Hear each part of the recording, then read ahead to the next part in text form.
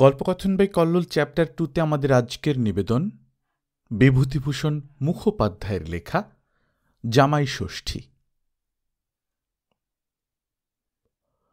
হঠাৎ বিজলিবাতি নিভিয়া গিয়া গাড়িটা অন্ধকার হইয়া গেল। এ লাইনে এরকম হইয়াই থাকে। গুছাইয়া সুছাইয়া বসিয়া বইখানি খুলিয়া নিশ্চিন্ত মনে পড়িতে বসিলে দপ করিয়া আলোটা নিভিয়া গেল। ধুত্তর বলিয়া হাত পা ছড়াইয়া শুইয়া পড়িলে তেমনি হঠাৎ আলোটা জ্বলিয়া উঠিয়া চোখের উপর ঠিকরাইয়া পড়িতে লাগিল। এ একরকম ফ্যাসাদ আর কি। রেল বিভাগের অনেককে জিজ্ঞাসা করিয়াছি। বেহারি হইলে হাতটা চিতাইয়া নির্লিপ্তভাবে বলে, জানে হালমানজি। বাঙালি হইলে উল্টাইয়া প্রশ্ন করে, এ লাইনের কোন জিনিসটা ঠিক চালে চলতে দেখেছেন মশাই? কোনোটাই ঠিকভাবে চলিতে দেখিয়াছি বলিয়া মনে হয় না, কাজেই চুপ করিয়া থাকিতে হয়। প্যাসেঞ্জাররা নির্বিকার, নির্বিকল্প। থার্ড ক্লাসে বসিলে প্রায় শোনা যায় কঙ্কর সাজিতে সাজিতে কিংবা খৈনিতে তালি দিতে দিতে এখানকার অননুকরণীয় গ্রাম্য হিন্দিতে কেহ বলিতেছে, আসমানকে বিজলি বানু ইত্যাদি, অর্থাৎ আকাশে বিদ্যুৎ, ও তো এমনি দপ করিয়া নিভিবেই আর দপ করিয়াই জ্বলিবে। এ আর নতুন কি দেখলে সবাই?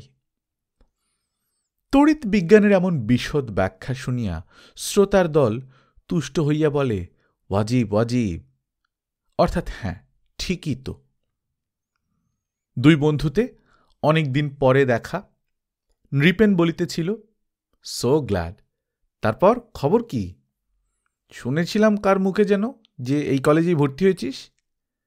কাছেই থাকি, কিন্তু একবার এসে যে। এই সময় আলোটা হঠাৎ নিবিয়া গেল। ওদিকে গাড়ি ছাড়িবার ঘণ্টা পড়িল। লাঠি পাগড়ি সমেত একদল এদেশী লোক সাঙ্গপাঙ্গদের হাঁক দিতে দিতে এবং তারই মধ্যে দু একজন তারস্বরে মকায়ের বাজারদর আলোচনা করিতে করিতে গাড়ির মধ্যে ঢুকিয়া পড়িয়াছিল। কিন্তু সঙ্গে সঙ্গেই ই দেওড়া বাহো বলিয়া জটলা বাঁধিয়া নামিয়া গেল। খানায় আটকানো বন্যার জলের মতো মাত্র দুটি লোক অবশিষ্ট রহিয়া গেল। নৃপন বলিল, বিলকুল রেহাই দিলে না, গেল দুটোকে ছেড়ে। ইন্টার ক্লাসের গাড়িটা যেখানে দাঁড়াইয়াছিল তাহার কাছাকাছি প্ল্যাটফর্মে আলো নাই, তাই আকাশে মেঘ। তবু আন্দাজে একটু লক্ষ্য করিয়া দেবেশ বলিল, না, এরা ভদ্রলোক বলে মনে হচ্ছে। ভেড়ার দল সবাই নেমে গেছে। কামরায় 3টি বেঞ্চ, একটিতে গদি নাই, একটিতে একখানি বিশাল বপু কপট নিদ্রায় সতর্কভাবে নাক ডাকাইতেছে। আগন্তুক দুটি অন্ধকারে একটু এদিক ওদিক দেখিয়া দেবেশের বেঞ্চির এক কোণেই বসিয়া পড়িল। নৃপেন বলিল, সে যাই হোক, যখন হাতের মধ্যে পেয়েছি ছাড়ছি নে। আমার বাড়ি 3টে স্টেশন পরেই, নেমে অন্তত একটা দিন কাটিয়ে যেতেই হবে। ভালো কথা, যাওয়াটা হচ্ছে কোথায় তাও তো জিজ্ঞেস করিনি। পেটে এত কথা হুড়োহুড়ি করছে যে কোনটা রেখে কোনটা যে জিজ্ঞেস করব। দেবেশ বলিল, ভাই, যেখানে যাচ্ছি তা যদি তোমায় জানাই তো ভয় হয় নেমন্তন্ন কেটে উল্টে সঙ্গ না নিয়ে বসো। কিরকম কিরকম? যাচ্ছি শ্বশুর বাড়ি, পুষা রোড স্টেশনে। তোমার আগেই নেমে যাব। আশা আছে নিজে অনভিজ্ঞ হলেও। শ্বশুর বাড়ি বলিয়া নৃপেন বিস্ময় একরকম চিৎকার করিয়াই উঠিল, বিয়ে করলে কবে? কই ঘুণাক্ষরেও তো জানাওনি। ঠাকুমার অসুখের কল্যাণে ব্যাপারটা একেবারে হঠাৎ করে হয়ে গেল। তবু অপরাধ স্বীকার করছি, দণ্ডাদেশ করো। গাড়ি ছাড়িয়া দিয়াছিল। পাশে 2টি ভদ্রলোক আছে বটে, তবে তাহারা নিশ্চয়ই বিহারী। তাহার উপর অন্ধকারে তাহাদের মুখ না দেখা যাওয়ায় চক্ষু লজ্জার বালাই নাই। বিশ্রমভালাপ খুব জমিয়া উঠিল। বাধামুক্ত গলা গাড়ির আওয়াজেরও 2 পর্দা উপর দিয়া চলিল। শ্বশুরবাড়ির কথায় হৃদয়ের দুয়ার একেবারে হাট আদুর করিয়া দেয় কি না। নৃপেন হাসিয়া বলিল, কি সাজা দেব? তোমার কাছে এখন তো রাজার রাজ্যেও অকিঞ্চিৎকর। একটু ভাবিয়া বলিল, বেশ, দিচ্ছি দণ্ড। এক একটি মুহূর্ত এখন তোমার কাছে অমূল্য, তাই থেকেই তোমায় মোটা রকম কিছু বঞ্চিত করলাম, অর্থাৎ আমার ওখানে আপাতত যেতে হচ্ছে, বলিয়া আরও জোরে হাসিয়া উঠিল। দেবেশ জানলার পাতলা আলোর সামনে হাত জোড় করিয়া বলিল, এই তো হলো দণ্ড। এখন আমার সপক্ষে একটু আপিল করতে চাই। ভরসা আছে মাননীয় বিচারপতি মহাশয় নিজে মর্মজ্ঞ না হলেও যুক্তির সারবত্তা দেখে তার কঠিন মন টলবে। তাহলে ধর্মাবতার প্রণিধান করিতে আজ্ঞা হোক। এই সামান্য দোষে এক মুহূর্তের জন্যও শ্বশুরবাড়ি থেকে বঞ্চিত করা লঘুপাপে গুরুদণ্ড হয়ে পড়ে। কেননা ধরার তাপদগ্ধ মানবের একমাত্র চরম সান্ত্বনাই শ্বশুরবাড়ি। সাহিত্য সম্রাট বঙ্কিমচন্দ্র বলে গেছেন, ভ্রমর জগতে অতুল, চিন্তায় সুখ, সুখে অতৃপ্তি, দুঃখে অমৃত। সব গোবিন্দলালের আপন আপন ভ্রমর সম্বন্ধে এই কথাটা সমানভাবে খাটলেও তাদের নিজের নিজের পিতৃগৃহে সব ভ্রমরই আর অনেকের তুলনায় অতি অকিঞ্চিতকর, নিতান্ত খেলো। কেননা তাদের চেয়েও এমন সব মধুরতম জীব সেখানে বিহার করেন যাদের মহিমা বর্ণনায় ভাষাও মৌন হয়ে পড়েন। সেখানে থাকেন শালী, তিনি ধরায় স্বর্গ, স্বর্গে অপ্সরা, অপ্সরায় উর্বশী। সেখানে থাকেন শালাজ, তিনি আবার শালীর চেয়েও শক্তিশালী। ধরার আদেকল জীব আমরা হদ্দ স্বর্গ আর উর্বশী পর্যন্ত কায়ক্লেশে ধারণা করতে পারি। সুতরাং এদের বর্ণনার চেষ্টা করে কল্পনা শক্তিকে আর অপদস্থ করব না। শ্বশুরবাড়ির মর্ম যে শুধু আমরাই বুঝেছি তা নয়, দেবতারাও বাদ যান না। আমাদের ৩৩ কোটি দেবতাদের জাল দিয়ে ক্ষীর করলে ৩টি বড় বড়তে এসে ঠেকেন, ব্রহ্মা, বিষ্ণু, মহেশ্বর। ব্রহ্মা আগে কীরকম ছিলেন বলা যায় না, তবে বার্ধক্যে এসে পিতামহ হওয়া পর্যন্ত চরাচরের শ্বশুরবাড়ির সৃষ্টি করা নিয়ে মেতে আছেন। বাকি রইলেন বিষ্ণু আর মহেশ্বর। এদের শ্বশুরবাড়ি প্রীতি ব্যাখ্যান করে কবি কি মন্তব্য দিচ্ছেন ধর্মাবতারের শুনতে আজ্ঞা হোক। হিমালয়ে হর শ্বেতে হরি শ্বেতে পয়নিধ, অসারে খলু সংসারে সারং শ্বশুর মন্দিরম। হর অর্থাৎ মহেশ্বরের শ্বশুরবাড়ি হল হিমালয়ে, তিনি সারা জীবনটা সেইখানেই কাটিয়ে দিলেন। হরির কিনা বিষ্ণুর শ্বশুরবাড়ি হল পয়নিধি অর্থাৎ সমুদ্র, কেননা বিষ্ণু জয়া লক্ষ্মীর উদ্ভব সেইখানেই, তাই তিনি সেইখানেই শয়ন করে কাটালেন। এইসব দেখে শুনে কবি বলছেন, এই অসার সংসারে শ্বশুর মন্দিরমই হচ্ছে সারবস্তু। সুতরাং ধর্মাবতার যদি হদমকে এহেন শ্বশুর মন্দির থেকে বঞ্চিত করেন তো পাশের ভদ্রলোকটি বেশ একটু জোরে গলা খাঁকারি দিয়া নড়িয়া চড়িয়া বসিল। দেবেশ নৃপেনের গাটা টিপিয়া গলা নামাইয়া বলিল, বোধহয় বাংলা বোঝে রে। কথাগুলো নৃপেনের লাগিতেছিল ভালো এবং ক্রমে খোদ বন্ধুপত্নীর সরসতর প্রসঙ্গে আনিয়া ফেলিবার বাগ খুঁজিতেছিল। আস্তে বলিল, বোঝে তো মাথা কেটে নেবে। হ্যাঁ, তাহার পর জোরেই বলিল, এ যুক্তির ওপর তোমায় মার্জনা করা যায় না। বৈষ্ণবিক ভাষায় বলতে গেলে বাহ্য, আরও কিছু থাকে তো বলো। পাশের সহযাত্রীটির গলার আওয়াজে যে একটু কুণ্ঠা আসিয়া পড়িতেছিল তাহার জমিতে পারিল না। তা ভিন্ন শ্রোতার শুনিবার ইচ্ছার চেয়ে বক্তার বলিবার ইচ্ছা কম বলবতী ছিল না। দেবেশ বলিয়া চলিল, একে তো এহেন শ্বশুরবাড়ি যাত্রা, তাতে আবার যাত্রার উপলক্ষটা গুরুতর। কাল জামাই ষষ্ঠী, এই দিনটার দিকে সাধারণ জামাতা সম্প্রদায়ের সঙ্গে আমিও সারাটি বৎসর সতৃষ্ণ নয়নে চেয়ে আছি। যদি বঞ্চিত হইত আয়ুক্ষয় হবে, আবার একটা বছর বেঁচে থাকার উৎসাহ হারাব। ৩৬৫ দিনের মধ্যে ভগবান প্রজাপতি এই দিনটি লাল পেন্সিলে দাগ দিয়ে আমাদের জন্য আলাদা করে দিয়েছেন। এ দেশটা নিরস। এই গাড়ি যদি বাংলাদেশের গাড়ি হতো তো আদমশুমারি করলে দেখা যেত এর শতকরা ৯০ জন জামাই, হরেক রকমের জামাই, সিদে জামাই, কুঁজো জামাই, ঢ্যাঙা জামাই, বেঁটে জামাই, মাকুন্দ আর গুঁপো জামাই, আন করা দোজবরে জামাই, মোট কথা যত রকমের জামাই আজ পর্যন্ত বেরিয়েছে। আর বাকি ১০ জন হচ্ছেন শ্বশুর কিংবা সম্বন্ধী জাতীয়। শহর থেকে জামাই ষষ্ঠীর বাজার করে ফিরছেন। আহা, চিন্তায়ও সুখ। বাড়িতে কিংবা হোস্টেলে যাকে দিনান্তে কেউ একবার ফিরেও দেখে না আছি কি গেছি, সেই নগণ্য দেবার জন্যে শাশুড়ি এতক্ষণ বোধহয় চর্বচস্য লেজ ঝোপেও তৈরি করতে ঘর মাখত। শালিমহল সুমিষ্ট প্রবঞ্চনার নতুন নতুন উপায় আবিষ্কারে ব্যস্ত। ছোট শহর, সেখানে সব জিনিস পাওয়া যায় না। শ্বশুরমশাই আজ সারাটা দিন বোধহয় রোদ বৃষ্টি মাথায় করে আমারই রসনা তৃপ্তির জন্যে সারা মুজফ্ফরপুর ঘেঁটে বেরিয়েছেন। কে জানে, বোধহয় এই গাড়িতেই কোথাও বসে হৃষ্টচিত্তে ভাবছেন, যাক দিব্যি আমগুলি পাওয়া গেছে। দেবেশ আমার ল্যাংড়া যেমন ভালোবাসে, সে বেচারির এইতেই ফুর্তি। দেবেশ ভালোবাসে, এইতেই তিনি কৃতার্থ। তোর বোকারাম রে! এই জন্যই তো গিন্নিকে শাসিয়ে রেখেছি। দেখো, যদি মেয়ে হয় তো ডাইভোর্স করব, কিন্তু আমি করব উপার্জন, তার উপর আবার বাজার করতে পায়ে ঘাঁটি পড়াবো, আর সে বেটা জামাই লবাব খাঞ্জা খা দিব্যি পায়ের উপর পা দিয়ে। শেষ হইবার পূর্বেই দুজনে হো হো করিয়া হাসিয়া উঠিল এবং পাশের লোক দুটি অর্ধস্ফুট হাসিতে কাঁপিতে লাগিল।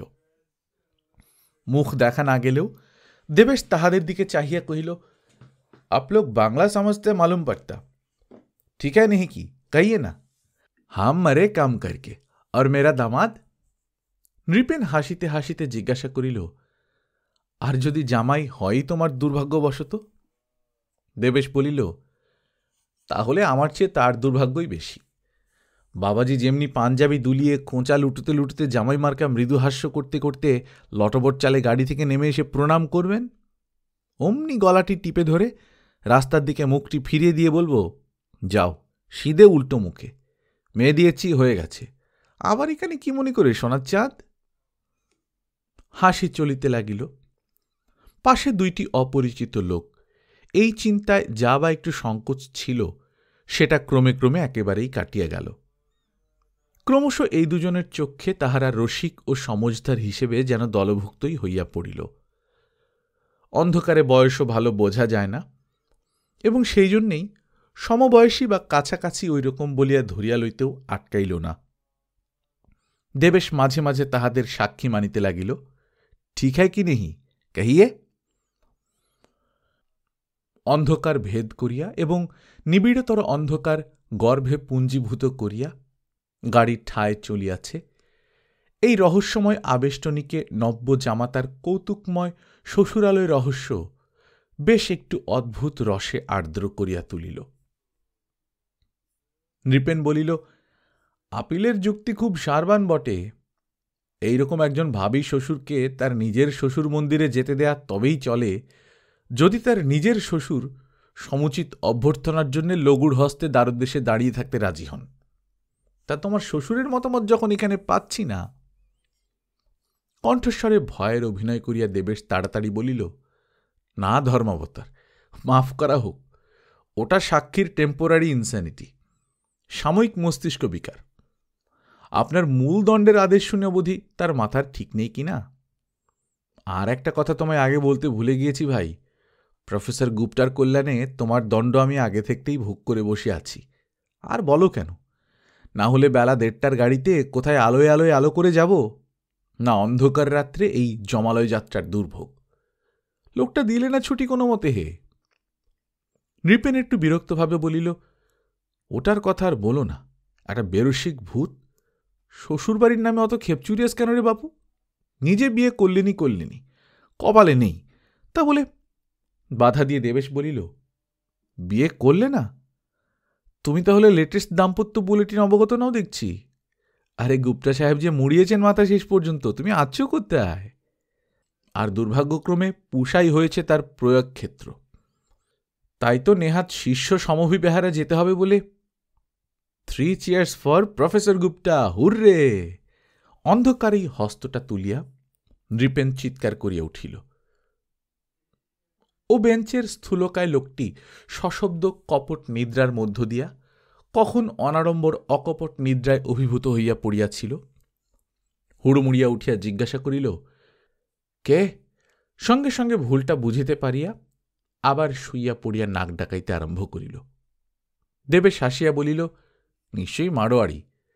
আজ কলেজ টাউন ক্লাব ম্যাচে কিছু টাকা ধরে থাকবে। নাও, আর 3 চেয়ার্সে কাজ নেই। বেজায় চটেছি লোকটার ওপর। ওর সাবজেক্টে পার্সেন্টেজটা কম আছে। ভাবলাম কাজ কি, হাজিরিটা একটু দিয়েই সোজা ওই দিক দিয়েই চলে যাব। কমন রুমে গিয়ে ব্রজেশের কাছে সিল্কের পাঞ্জাবি আর চাদরটা রেখে তার কোটটা খুলে গায়ে দিলাম। প্রফেসরস রুম থেকে গুপ্তা সাহেব বেরোচ্ছে। যথাসম্ভব বিষণ্ণ হয়ে মাথা নিচু করে বললাম, স্যার, বাবা খবর পাঠিয়েছেন পিসিমা খুব অসুস্থ। যদি অ্যাটেন্ডেন্স নিয়ে ছুটি দেন তো 1:30টার গাড়িতে। অবস্থা নাকি বড়ই সংকটাপন্ন। ডেলিরিয়ামে খালি আমার নাম করে। টপ করে কি বললে জানো? বললে, তাই তাড়াতাড়ি এসেন্সে বোঝাই হয়ে চলেছ বুঝি ছুটে। কমন রুমে পাঞ্জাবিটা খুলবার সময় বুক পকেট থেকে রুমালটা পড়ে গেল। তুলে কোটের পকেটে তাড়াতাড়ি গুঁজে নি। অত কি মনে থাকে? সব তো বুঝিস বাপু, কে সংকটাপন্ন, কার ডেলিরিয়াম বকবার অবস্থা। তাই নতুন বিয়ে করেছিস, ভালো করেই বুঝিস। দিলেই পারতিস একটু ছুটি। কি এমন মহাভারত অশুদ্ধ হতো? সেখানে সে বেচারি হা পিত্তেশ করে বসে আছে। নৃপেন দুঃখের ভান করিয়া বন্ধুর মুখের দিকে হাতটা বাড়াইয়া বলিল, আর বলো না, আমি হঠাৎ কবি বাল্মীকি হয়ে বুঝি সাপ দিয়ে বসি। মা গুপ্তা প্রতিষ্ঠাং তমগম শাশ্বতী সমা। ও, লোকটা কি নৃশংস হে! তোমায় এরকম উৎকট আঘাত দিয়ে কোন মুখে আবার নিজে শ্বশুরবাড়ি যাবে? 1:30 থেকে রাত 8টা পর্যন্ত এই যে বিরহ, তাহার আলোচনায় দেবেশের মনটা তাহার অজ্ঞাতসারে একটু ভারী হইয়া পড়িল। অধিককার বিরহ বিধুর মুখখানি বোধহয় বড় স্পষ্ট হইয়া উঠিল। বলিল, চুলোয় যাক, তুমিও যেমন। পকেটে দেশলাই রাখো, একটু ধোঁয়া খেতে হবে। দেশলাইটা আনা হয়নি। নৃপেন বলিল, না, আমার ও হাঙ্গামা নেই। তুমি বা ধরলে কবে থেকে? আগে তো খেতে না। সিগারেটের বাক্সটা বাহির করিতে করিতে দেবেশ পাশের লোক দুটির দিকে চাহিয়া বলিল, আপ লোক দিয়াশলাই রাখতে হ্যায়? একজন খুক খুক করিয়া একটু কাশিল মাত্র। অপর লোকটি কোনো কথা না বলিয়া হঠাৎ উঠিয়া দাঁড়াইল এবং ওদিককার গদিবিহীন বেঞ্চের উপর দিয়া বাহিরের দিকে মুখটা বাড়াইয়া বসিয়া রহিল। তাহার গতিবিধিটা এতই আকস্মিক এবং অসঙ্গত যে দুই বন্ধুই যথাসম্ভব চাপা গলায় হাসিয়া উঠিল। দেবেশ হাসিতে হাসিতে বলিল, একেবারে স্থান ত্যাগেন দুর্জন। তা যাক, বাঁচা গেছে। একটু চাপা গলায় বলিল, এখন ইনি গেলে আরো একটু প্রাণ খুলে কথা কই। হ্যাঁ, সিগারেট ধরবার কথা জিজ্ঞেস করছিলে? ভাই, শ্বশুরমশাই দেখে শুনে অনেক খোঁজখাজ নিয়ে দিব্যি একটা অতীব শান্তশিষ্ট সচ্চরিত্র ছেলের সঙ্গেই মেয়ের বিয়ে দিলেন। পানটি পর্যন্ত খায় না, মাটি থেকে চোখ তুলে কথাটি কয় না। নিরীহ গোবেচারী, এক কথায় বলতে গেলে ভাজা মাছটি উল্টে খেতে জানে না। তার মেয়ে কিন্তু এহেন জামাতা রত্নটিকে একেবারে বিগড়ে দিলে, চারিদিক দিয়ে মস্তকটি চর্বণ করে দিলে আর কি।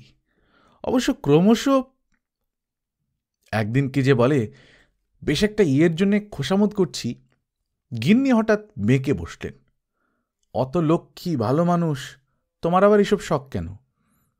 এদিকে তো চুলটি পর্যন্ত আঁচড়াতে জানো না, পানটি খেতে জানো না। সদ্য সদ্য প্রাণের দায়ে শ্রীহস্তের একটি পান খেয়ে সে ঝোঁকটা সামলানো গেল।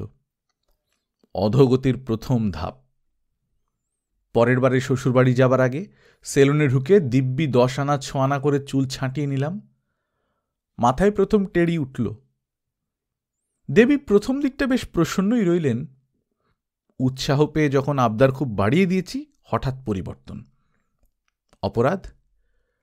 ছোট পিসে মশাই যখন আসেন, সিগারেটের গন্ধে বেশ মনে হয়, হ্যাঁ, বাড়িতে জামাই এসেছে বটে। আমার সে স্বাদ মেটবার নয়। আমিও কারোর এসব বিদঘুটে স্বাদ মেটাতে চাই না। কি করব বলো? ধরলাম। বিশ্বসুরের টিন থেকে চুরি করা 4টে গোল্ড ফ্লেক আমার ব্রতভঙ্গের জন্য অপেক্ষা করছিল। শ্বশুরের কন্যা সংগ্রহ করে রেখেছিলেন। তারপর গোঁফ জোড়াটির উপর শুভ দৃষ্টি পড়ল।